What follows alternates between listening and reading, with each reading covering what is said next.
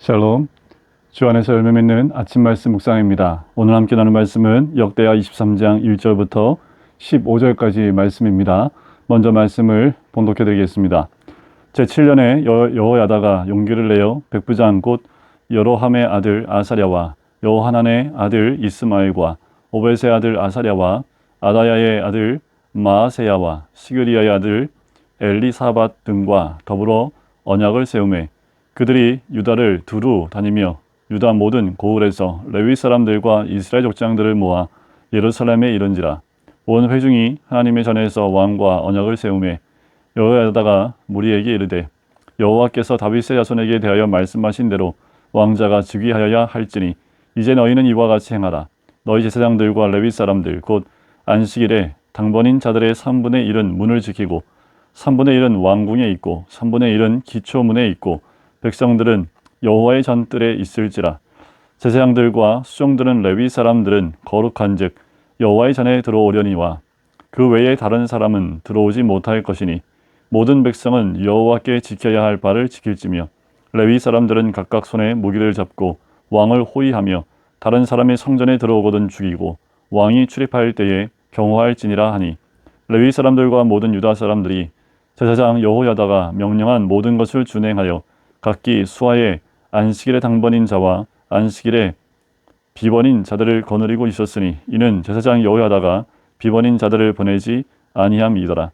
제사장 여호야다가 하나님의 전 안에 있는 다윗 왕의 창과 큰 방패와 작은 방패를 백부장들에게 주고 또 백성들에게 각각 손에 무기를 잡고 왕을 호위하되 성전 오른쪽에서부터 성전 왼쪽까지 제단과 성전 곁에 서게 하고 무리가 왕자를 인도해내어 멸관을 씌우며 율법책을 주고 세워 왕으로 삼을세.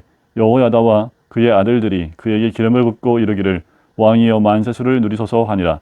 아달랴가 백성들이 뛰며 왕을 찬송하는 소리를 듣고 여호와의 전에 들어가서 백성에게 이르러 봄에 왕이 성전문 기둥 곁에 섰고 제사장 지휘관들과 나팔수들이 왕의 곁에 모셔서 있으며 그 땅의 모든 백성들이 즐거워하여 나팔을 불며 노래하는 자들은 주악하며 찬송을 인도하는지라. 이에 아달랴가 그의 옷을 찢으며 외치되 반역이로다 하매 제사장 여호야다가 군대를 거느린 백부장들을 불러내어 이르되 반열 밖으로 몰아내라. 그를 따르는 자는 칼로 죽이라 하니 제사장의 이 말은 여호와의 전에서는 그를 죽이지 말라 함이라. 이에 무리가 그에게 길을 열어주고 그가 왕궁 말 문 어귀에 이를 때에 거기서 죽였더라. 아멘. 오늘 본문의 말씀 그리고 어제 나눴던 말씀, 그 배경은 참 어두운 배경입니다. 남유다 왕국 가운데 가장 위기였고 가장 어두웠던 때이기도 합니다. 많은 왕들이 세워졌지만 그들 가운데는 선왕만 있었던 건 아니었지요. 하지만 지금 이 본문의 배경은 다윗의 왕조의 그 씨가 끊겨질 위기에 있었던 때입니다.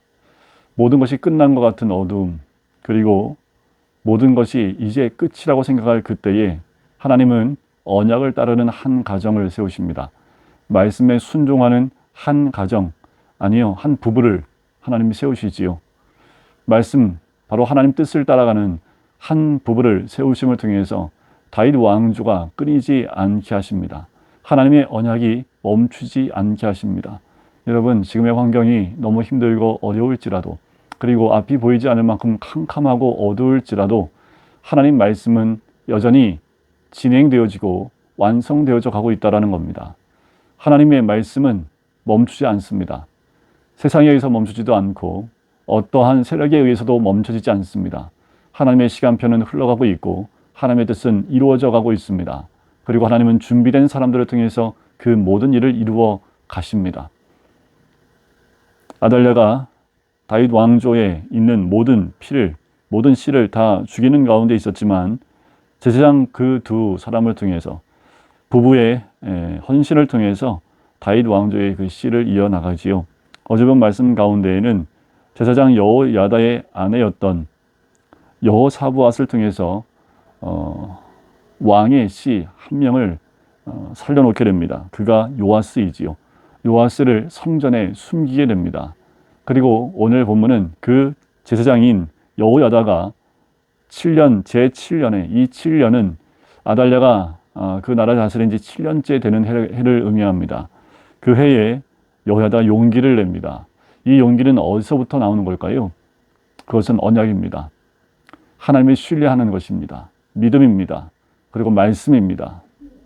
그 말씀에 대한 믿음이, 언약에 대한 믿음이 이 여호야다에게 용기를 내게 했던 거지요. 그리고 그 언약을 따라 사람들을 세우기 시작하고 사람들을 독려하기 시작을 합니다. 백부장들과 언약을 세우고 각 지방에 있는 족장들을 불러 모읍니다. 그리고 하나님의 뜻에 따라 왕을 세워야 됨을 그들에게 설명하고 함께할 것을 독려하지요. 3절에 보면 온 회중이 하나님의 전에서 왕과 언약을 세웁니다. 그래요. 아직 어리지만 다윗 왕조의 씨를 씨인 이 요아스 왕과 언약을 세우게 되지요. 그 여호야다가 하나님과의 맺은 그 언약을 다시 한번 기억해내게 합니다. 여호와께서 다윗의 자손에게 대하여 말씀하신 대로 왕자가 즉위하여야 할지니, 다윗 언약, 그것을 의미하는 거지요.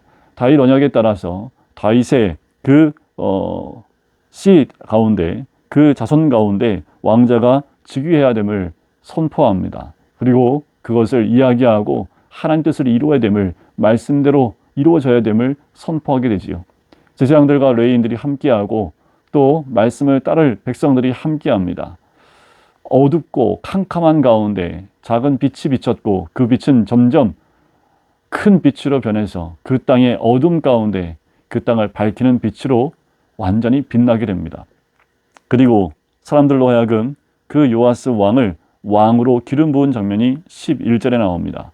무리가 왕자를 인도해 내어 면류관을 씌우고 율법책을 줍니다.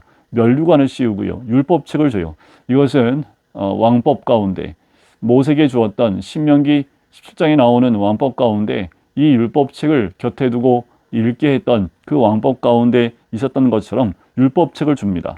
그리고 왕으로 삼으면서 제사장인 여호야다와 그의 아들들이 그에게 기름을 부어 왕으로 세웁니다. 그리고 드디어 왕이여 만세수를 누리소서 하고 왕으로 세우고 난 다음에 모든 백성들이 기뻐 찬양하며 뛰놀기 시작을 하지요. 이때 아달랴가 이 소리를 듣고 쫓아옵니다.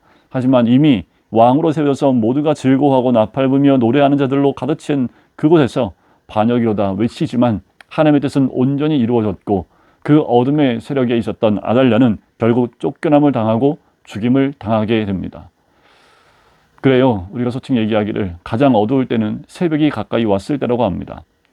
그래요. 우리의 삶이 가장 어두울 때 주님은 가장 밝은 빛을 준비해 놓으십니다.